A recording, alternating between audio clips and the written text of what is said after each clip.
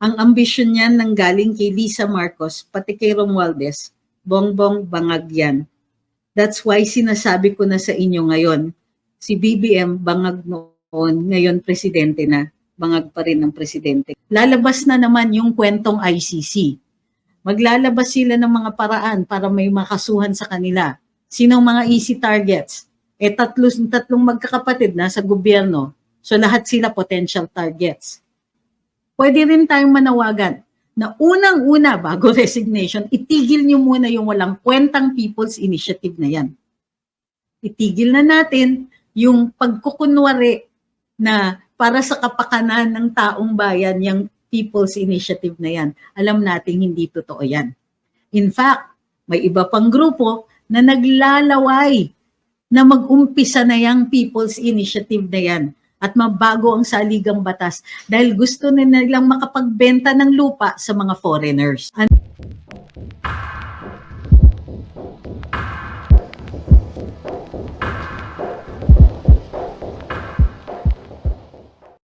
Sa talumpati ng ating mahal na dating Pangulong Rodrigo Duterte, mayroon siyang mga revelasyon at mayroon din, in-explain din po niya ang kanyang pagtutol sa charter change, lalong-lalo na dito sa People's Initiative. Hindi lang po ang People's Initiative ang kanyang pagtutol, kung hindi pati ang dahilan. Kumbaga, hindi lang yung sa dahilan, pero in-expose niya ang mga motibo sa likod ng pagbabago ng ating saligang batas. Madalas sinasabi, tatandaan natin na ito ang Pangulo na unang nagsulong ng posibilidad na pagbaguhin ang forma ng ating gobyerno. Ngunit wag rin natin kakalimutan na siya rin ay bago niya pinaumpisahan sa Kongreso, ang pagbabagong ito ay pinag-aral niya. Pinag-aral niya at pinaaral niya ang isang komisyon. At dahil dito lumilitaw din ang kanyang pinag-aralan at ang kanyang mga obserbasyon doon sa sinusulong na pagbabago sa saligang batas. But bago ang lahat, totoo. Ano yung totoo? Naalala nyo nung a few days ago, may kumalat na balita na nagka-second meeting ang ating mga senador sa ating Pangulo. Ang unang meeting ay ang meeting ni Senate President Mig Zubiri kay Presidente Marcos at ang sinumbong ang People's Initiative. At inireklamo na ang People's Initiative na ito ay ibabaliwala ang Senado. Ay medyo self-serving, pero sige. Ay. Ang sagot ni Pangulong Marcos, dati akong senador, tama, hindi pwedeng mabaliwala ang Senado. So, andun din si House Speaker at sinabihan si House Speaker, o sige, Mr. Senate President, magsulong kayo ng resolusyon, asikasuhin ninyo yung tungkol sa economic provisions at sumali rin kayo dun sa resolusyon, sabi niya dito kay Speaker Martin. Hindi po yan ang nangyari. Oo, naipasa yung resolution of both houses. Resolution RBH number 6. Hindi ako nagkakamali. Ngunit, unlike what we expected, hindi natigil ang People's Initiative. Okay. Hindi natigil ang People's Initiative, instead, lalong bumilis, lalong namadali. Umangal ngayon ang mga senador. Sabi ng mga senador, bakit tumutuloy? Meron ng resolusyon. Habang nangyayari ito, nagsalita si Senadora Amy Marcos at sinabi niya, ang may pasimuno ng People's Initiative, ito, si House Speaker at pinsan niya, Martin Romualdez. Siya daw ay naglalabas ng tag 20 million kada distrito para maniguro na makuha ang tamang amount ng mga signatures para maituloy ang charter change, maituloy ang People's Initiative. Kailangan ng minimum of 3% per district at 12% total vote of the total registered voters ang makapirma. Ini-reveal din ni Senadora Marcos na mayroong timetable na baka by July of this year magre-referendum na at aariba na ang Constituent Assembly.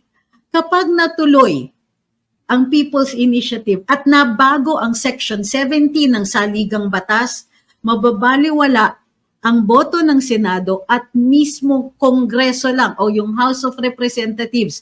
Sila ang magko-control ng charter change. Sila ang magde-decide kung ano ang wording, kung ano ang topics, kung ano ang coverage ng charter change. Hindi yan malilimita sa economic provisions. Ito ay lumitaw din sa speech ng ating dating Pangulo kanina lang.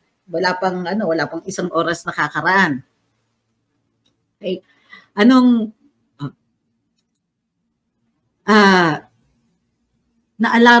Tila naalarma si Presidente Duterte, naalarma din si Senadora Amy, naalarma ang mga senador. Okay? Nagkaroon ng meeting sa Malacanang, miniting ni Presidente ang ilang mga senador, andon si House Speaker Martin Romualdez. Anong napag-usapan? Okay? Apparently, alam pala ng ating Presidente tungkol dito sa People's Initiative. At mayroon ng mga proposed changes dito. Sa madaling sabi, hindi daw ititigil ang People's Initiative. Yun. Todo pala ang suporta ni Pangulo sa People's Initiative. Binabasa ko dito yung nag-leak na mensahe. Hindi ko muna sasabihin kung kanino, baka i-reveal na lang ng ibang mga vloggers. Pero sabi, traumatic yung meeting kay BBM kanina. Kunwari wala siyang alam. Yung pala todo niyang sinusuportahan ang People's Initiative para magkaroon ng 2 times na 5-year terms siya at iba pa. Yung issue ng pagbaliwala sa Senado ay binaliwala na rin sa kanya. Yun po yung nakalagay sa mensahe, binabasa ko lang. Wala siyang pakialam sa batas at payag pala siya kina Speaker at sa People's Initiative na magpanatili sa kanya sa posisyon ng 10 taon. Si Presidente daw ay manatili sa posisyon ng 10 taon. At mahigit pa, kakahiya kung ano ang binatikos kay former President Marcos, yung una, mas malala pa raw ang gagawin. Traidor sa konstitusyon, traidor sa bayan. So, yan po. So, na lumitaw na tila ayon dun sa mensahe na ito, may nagkakakuntsabahan tungkol sa People's Initiative. Okay. Ang kuntsabahang ito ay magtutuloy-tuloy at ito ang ikinabahala ng ating mahal na dating Pangulo. Nakita niya ito ang purpose ng People's Initiative. Term extensions pala. Ang pakwento, economic provisions. Pero kung nasa na yung ating mga moderators at TikTok. Pero kung ito ay matuloy, ayon dun sa speech ng ating dating Pangulo, ang magiging figurehead lang daw itong si Presidente Marcos at ang tunay na mamumuno ay si House Speaker Martin Romualdez. Ito po ang sinabi sa speech kanina Bukod pa dito ang sabi niya, gagawin nilang parliamentary. Single body, walang Senado, so parliamentary with no higher body, single unicameral, kumbaga. Kasi sabi ni Pangulong Duterte, significant po ito. Sabi ni dating Pangulong Duterte, ang pag-presidential, taong bayan mismo ang mag-e-elect sa Pangulo. Direct team voting, tama siya. Pero sa parliamentary, hindi taong bayan ang mag-e-elect sa Prime Minister. Ini-elect natin ang mga representante at ang mga representante, sila ang mag-e-elect ng Prime Minister. Katulad ng pag-elect natin sa House Speaker ngayon. Di ba sinasabi ko sa inyo dati na ang ating saligang batas was going to be parliamentary at the last minute ginawang presidential. Kasi baka daw ma-oust si Tita Cory, but that's a different story late for later. So, sabi ni Pangulong Duterte, ang plano nila ay tumuloy-tuloy sa kanilang sa tumuloy-tuloy in power. Actually, transcribe ko most of the speech. So, ano yung mga highlights dito? Bukod pa dito, so nire-raise niya yung alarma na ito. Nire-raise niya yung alarma na ang pagpapakialam dito sa ating saligang batas, hindi ito para sa taong bayan, kundi para sa personal na kapakanan ng isang pamilya na gustong humawak ng posisyon at ng power panghabang buhay at hanggang katapusan. Yun ang sinasabi nila. Mula ngayong araw na ito, bago na po ang ating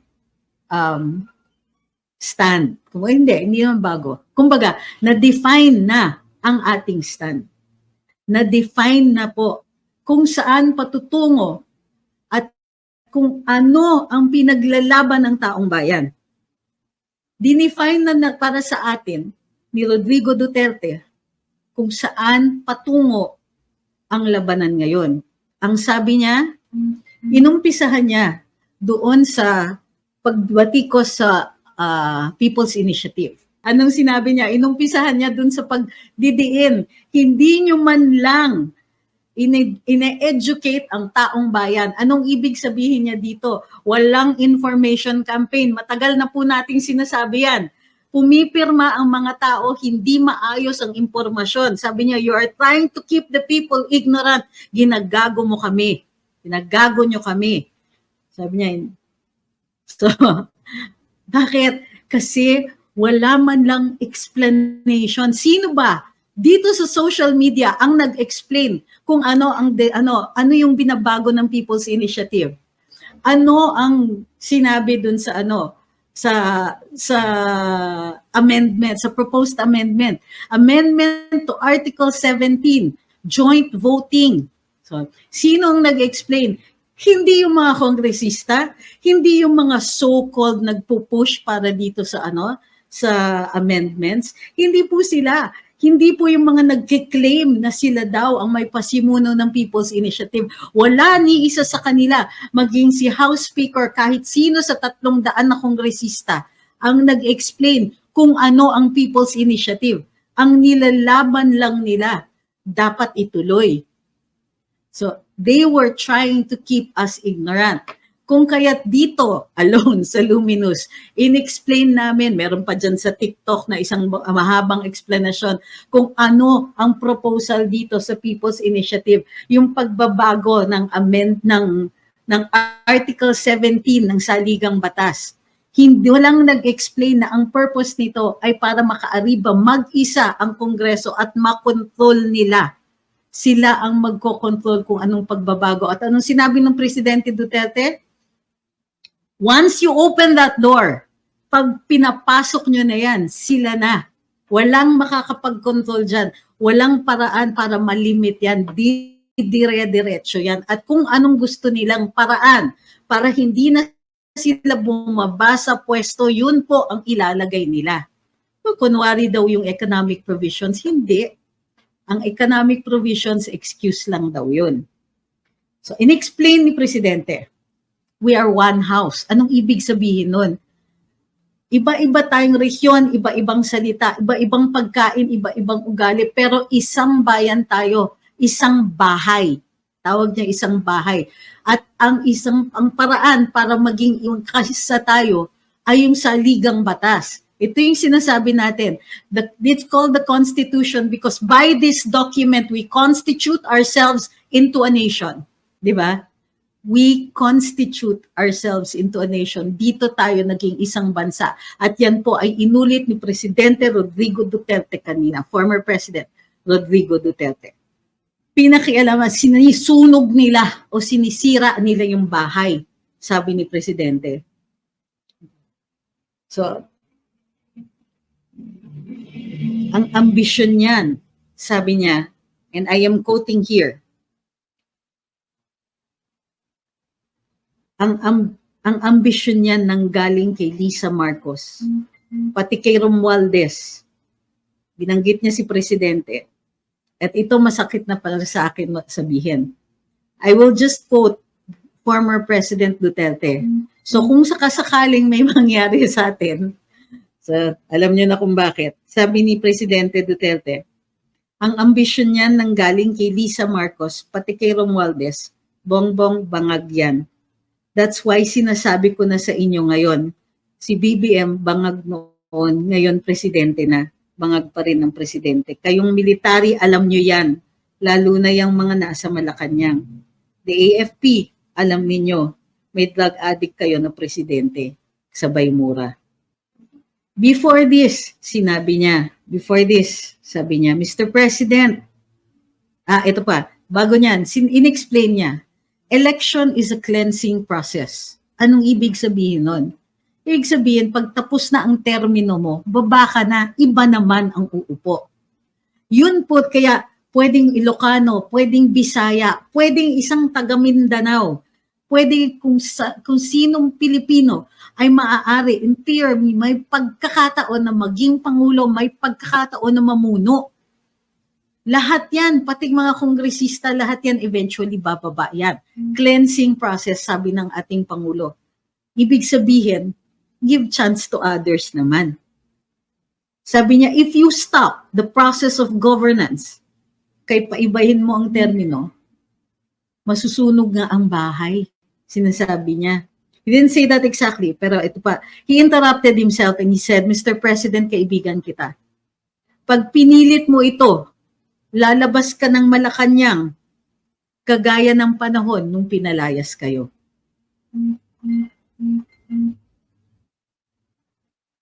Sabi niya, kung hindi na talaga ito mapigilan, andyan ang military at ang pulis, pag-aralan ninyo ang pinapakain nila sa taong bayan. Pag nakita ninyo kung ano ang mali, you correct it. Nasa sa inyo naman yun. He explains, itong difference, presidential, parliament. Pag presidential, direct vote. Itong parliament, prime minister lang. Ang boto niyan, yung mga congressman. Okay? Wala kayong prinsipyo, sabi niya, mukhang pera kayong lahat. Kasi ibig sabihin nun, sa paghahalal ng isang prime minister, kayang ipairal, pera-pera din. Ito yung masama nun. Yung perang ipaiiral dyan sa pag-e-elect ng isang prime minister, manggagaling din sa atin, pera natin yun.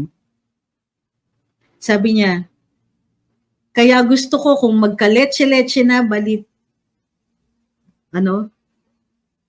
arestuhin ninyo. At nabalitaan ninyo, he was referring to the military, arestuhin ninyo kasi nagsasayang sila ng pera. It is a fraud, swindling ang ginagawa nila. You must account for the money that you bought for the signatures of the Filipino people. Bribery yan. Magdasal lang kayo, sabi niya, if by the grace of God, mabalik ako. Sinayang ninyo pera, People's Initiative does not involve buying the vote or the signature of the Filipino.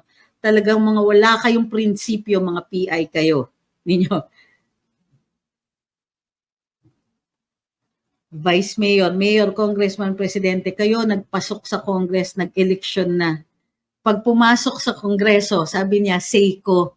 Anong ibig sabihin yun? Sabi niya, pag pumapasok daw sa public office, Seiko. Paglabas, Rolex na. Ibig sabihin, mga nagpapayaman sa opisina. Sabi niya, alam niyo paano ako nagkakaso sa ICC? Sabi nila, daw niya yung mga ina-alive daw niya, yung mga drug pusher, mga drug addict. Sabi niya, mabuti na lang at wala na ako sa pwesto. Kausap niya dito ang presidente. Mabuti na lang at wala na ako sa pwesto, baka nakasali ka pa.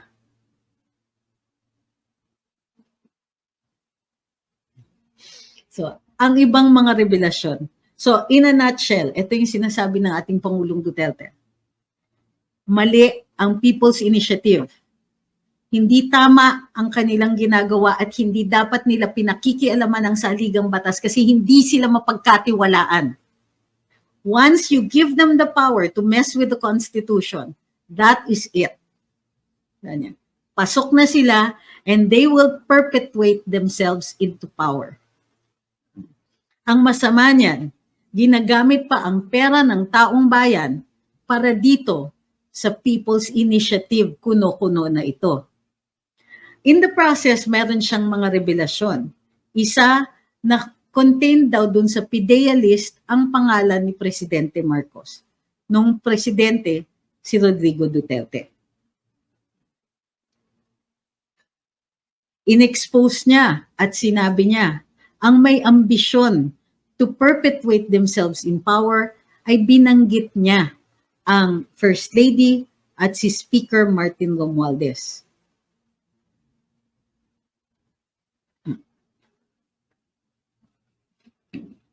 Nanawagan siya. Ito, finally, ang third is nanawagan siya sa ating armed forces at sa PNP to protect the Constitution. Kasama yan po sa kanilang mandato, to protect and uphold the Constitution. Ito pong ginagawa ay hindi dapat tiisin ng AFP at ng PNP ang hindi pagpoprotect sa Constitution. At itong paggamit o pag-abuso sa paggamit ng pondo ng bayan ay isang atake sa taong bayan kung kaya't kailangan protektahan ng AFP at ng PNP ang taong bayan dahil dinadaya daw tayo, ini-estapa tayo. Yun yung term ni Presidente Duterte, ini-estapa tayo ng mga lideratong ito. Pera natin, ginagamit laban sa atin. Sabi ni Presidente, ako galit talaga, dating Presidente. Bakit bigyan mo ng problema ang Pilipino? Ito yung part na anong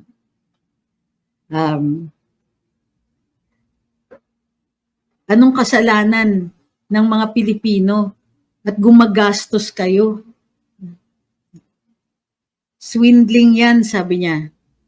Kung by a stroke of fate makabalik ako sa Malacanang, kayong lahat, kagaya ng tatay mo, Bongbong, ipasok ko kasama mga congressman, ipasok ko kayo ng 2 taon. Kalokohan ninyo. Hindi pa nga naaayos. Yun yung sabihin, hindi pa naaayos ang mga problema ng bayan. Bakit ko alam? Alam ko na yan ang sasabihin niya. Okay, huwag niyo na tanungin. So, ito yung inuulit-ulit natin dito. Ang daming problema, pagkain, tubig, kuryente, transportasyon, internet, lahat hindi inaasikaso. Inuna ang saligang batas. So sinabi ni Pangulong Duterte, what is wrong with the Constitution? Tell me, ano yung ambition nyo? The real purpose of the constitutional changes sa People's Initiative is to perpetuate those who are in power. Sabi niya, I hope we'll continue to love our country. Magbigay sila ng pera. Kung magbigay sila ng pera for this People's Initiative, sabi niya, tanggapin ninyo. Pera ng bayan yan. Pero wag niyong ibenta ang inyong prinsipyo. Okay. So anong ibig sabihin nito? Ano ang repercussions nitong speech na ito? Unang-una, tumindig na ang dating Pangulo. Sabi niya, ayaw na sana niya, retired na siya. Remember, just last week, sinasabi niya, ayoko na. Tapos na ako, nagpresidente na ako. Hindi ko na gustong tumakbo, but if I have to, if the situation calls for it, if the country needs him, tatakbo siya. So tumindig ang ating Pangulo ngayon because the situation already calls for it. Nanawagan siya sa AFP at sa PNP. Gawin ang kanilang mandato. Protect, uphold the Constitution. Protect the people. Ito na po yung sinasabi natin, matagal na. Mandato ng ating armed forces is to protect the people. Sila ang magde-decide kung ito na ang panahon o ito ang sitwasyon na kailangan nilang mag-exercise ng kanilang discretion. Okay? Kasi yan ang nasa saligang batas. Very moving yung sinabi niya. Ano yung next? Nagsabi na siya, eto na po. Pero binibigyan niya ng chance, nandun sa speech niya, magbago ka. Kumbaga, sabi niya, pag hindi ito naagapan, ang ending nito ay mauulit ang 1986. 2 beses kasi binanggit ng Pangulo yun eh. 2 beses niyang binanggit na mauulit yung panahon, matutulad siya dun sa panahon nung pinalayas sila. Sabi niya, I am calling on them. Bakit kailangan siya yung mag-call on them? Kasi inangat niya ang estado ng AFP at ng PNP nung panahon niya. Pwede siyang manawagan. Tayo, okay, we join his call. Pero ang mangunguna talaga siya. Kasi ang opinion natin will just be taken along with the opinion of everybody else. But they will still exercise their discretion. Maybe. Emotions are running high. The speech, well, we'll see what Malacanang is going to interpret of this speech. Pero para sa akin, it's very clear. Maliwanag, nag-focus ang dating Pangulo sa ating saligang batas. Nag-focus siya doon sa attempts na baguhin ito dahil may impormasyon nga na ang purpose ng pagbabagong ito ay hindi yung economic provisions, kung hindi ang perpetuation of power ng isang pamilya. At base dun sa text message nga, dun sa mensahe, hindi lang po basta another term, kung hindi 10 additional na taon para sa Pangulo. At dangerous din sa ating demokrasya kasi mawawala ang direct voting natin sa ating liderato. Kung ang parliamentary ay isulong nila, mapapagkatiwalaan ba natin itong mga ito na protektahan ang interes natin? Tandaan, ito ang Kongreso na nagpakulong sa 2 taong namamahayag lang. Ito ang Kongreso na nagpakita ng opresyon sa mga ordinaryong mga mamamayan na nagsasalita lamang, na critical sa administrasyon. Ito ang Kongreso na nag-threaten at nanakot, hindi lang ng SMNI, kundi lahat ng media. Bakit? Ginawa nilang example ang SMNI.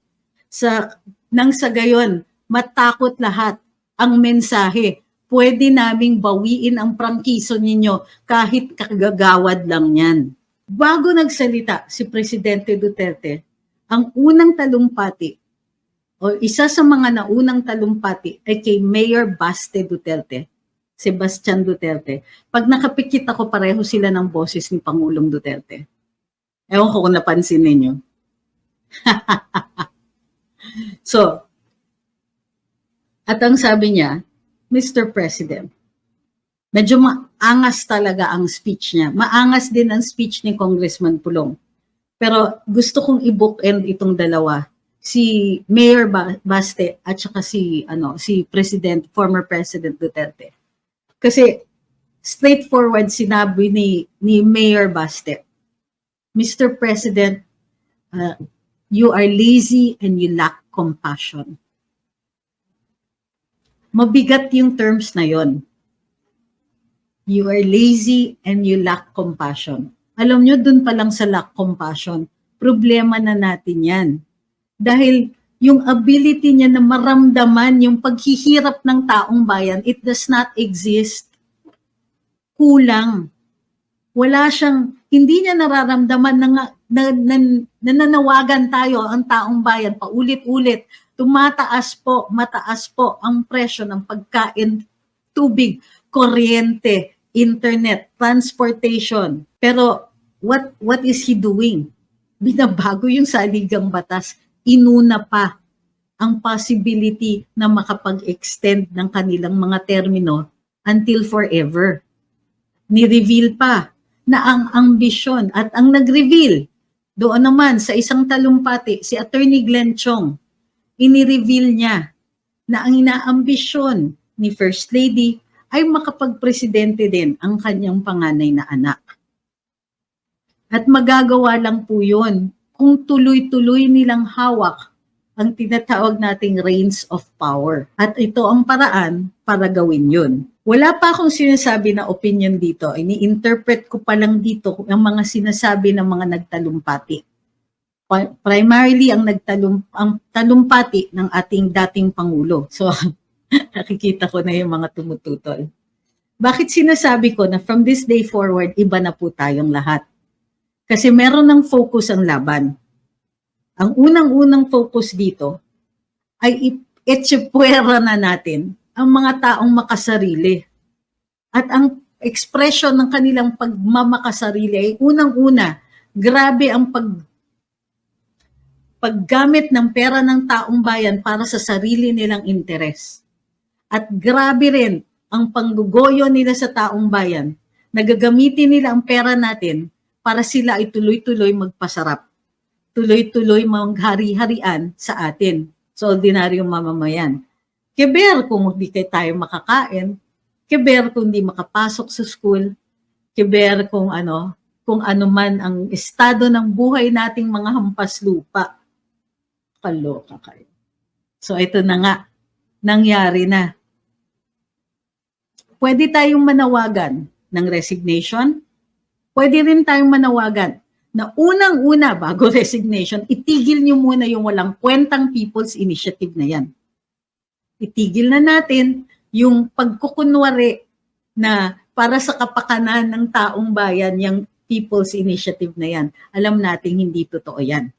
In fact, may iba pang grupo na naglalaway na mag-umpisa na yung People's Initiative na yan at mabago ang saligang batas dahil gusto nilang makapagbenta ng lupa sa mga foreigners. Anong next?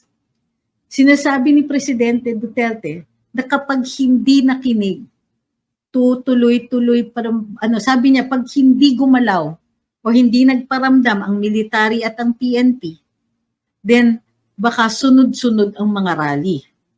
At mismong siya, posibleng maging bahagi ng mga rally na yon. So what is this? Now we have the makings of a game plan. 'Di ba? Pag nilayan, parang ako.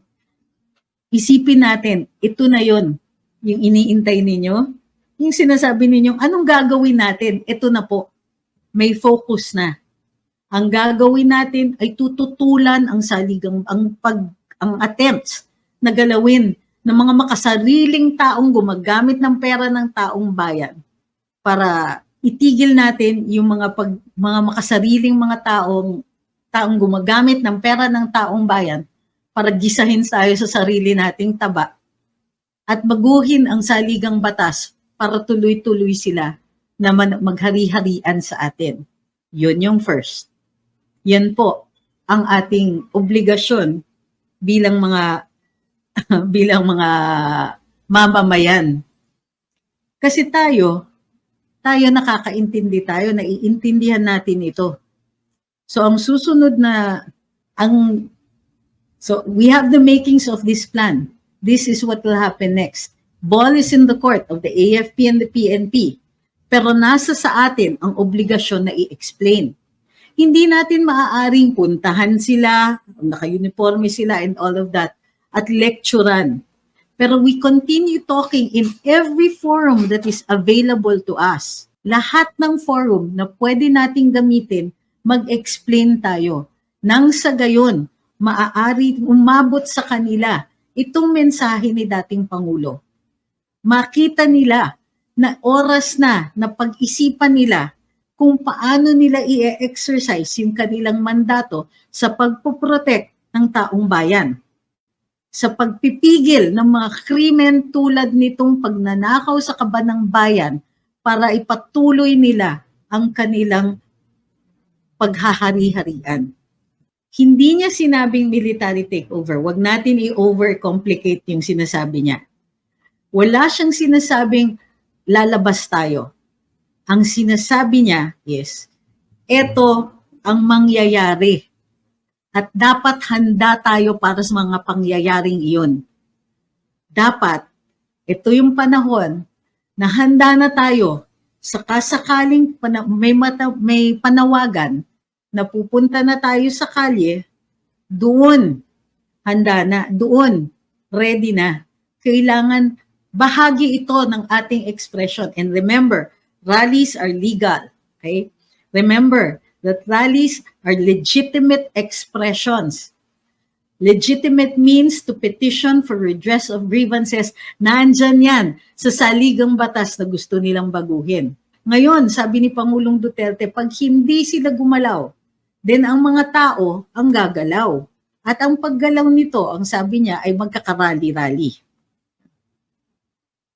At baka nga matulad daw si Pangulo sa kanyang ama. Yung mga nag-bring up ng video na yan, nililihis nyo yung issue.